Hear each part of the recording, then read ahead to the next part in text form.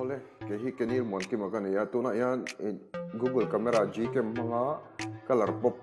trick kha ati dan karon so don ta thren katin ati thei la se lo te pokanam ta tuna kaman live version hi kan en chuan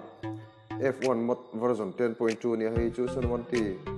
a mod khania Poco F1 tan bi ka man tur ni ya amara chu tuna trick hi chu Gcam ma chuan ati thei te na ka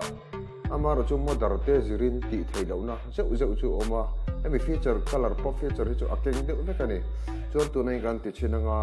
in man la ya in lo try ve don nia chuan tu na yan Google camera kha ka hungta so alo lang ta ni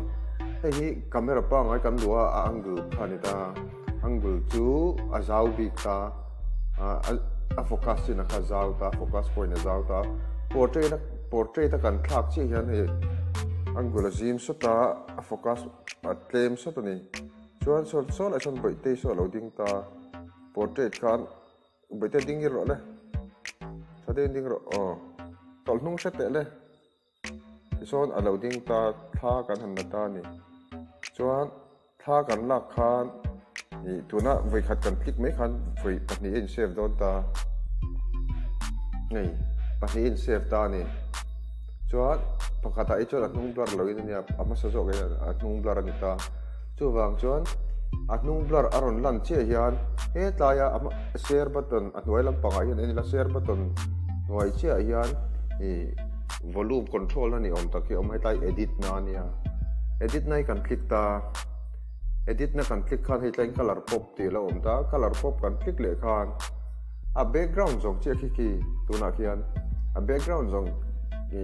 black and white in oma ama sanzo a missing a che a focus a che ka color in om ta chu color pop chu ni ta ti khian adang eng ma khoi ngai lo khan color pop button vote jo khan hetai han kan save le nga chung kila khan kan save le ta cho nei save a kami ein save kha heta này hết là lo om ta ni kian alo om ta kan du na muna purpose le for page khan ni tok mai ti khan a san pa edit kwal ha tia tia ma nge photoshop te ngai mi alo te pixart le editing option sana changa kan du chin for trace ngai mi alo khan ol sam lu tuk tak mai khan one click a khan kalan pop khan